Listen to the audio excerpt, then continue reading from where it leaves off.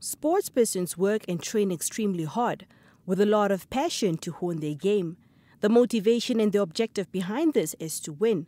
Winning gives them a high, the ultimate reward they strive for, which is why when a sportsperson loses, despite extraordinary efforts, it can be extremely demoralizing. Since the focus is more often on the outcome than the process, a defeat is not easy to deal with. All the hard work can suddenly seem pointless, and one may at times equate one's self-worth with the result.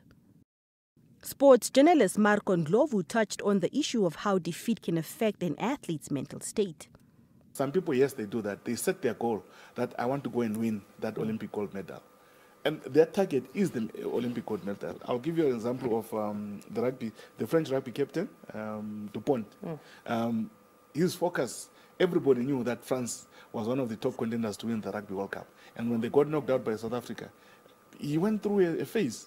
He went through a phase. Even now, he hasn't fully recovered, even though he's going to play in the sevens at the Olympics. He hasn't fully recovered because mentally, he wasn't prepared to lose in the quarterfinals. He was prepared to go into the final and win it. So sometimes we forget about those things. But if you look at him during the tournament, he got injured and everybody was saying he's out of the tournament.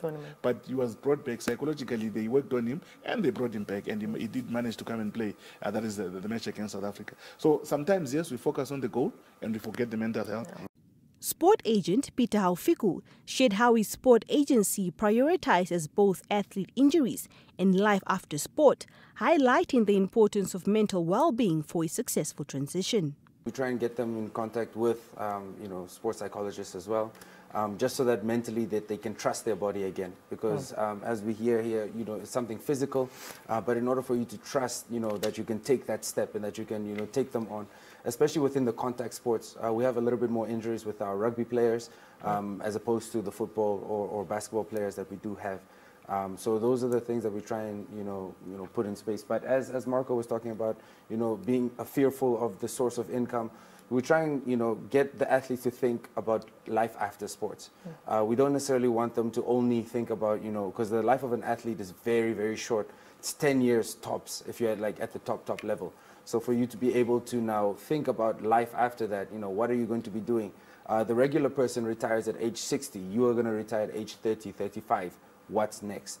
Dixon Vambe, a sport development coach, highlighted the importance of laying the foundation for mental health at an early age.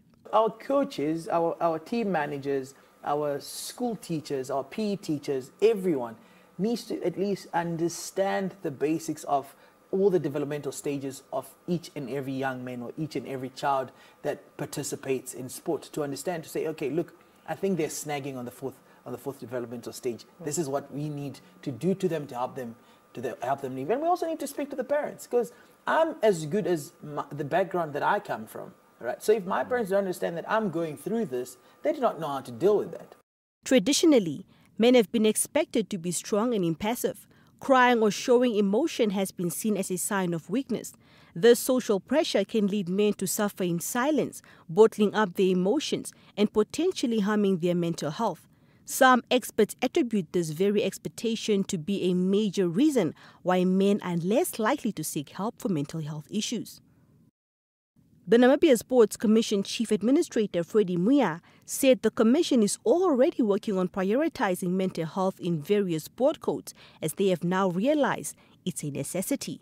To find out more on this, tune into InterSport this Friday at 1900 hours, only on NBC1.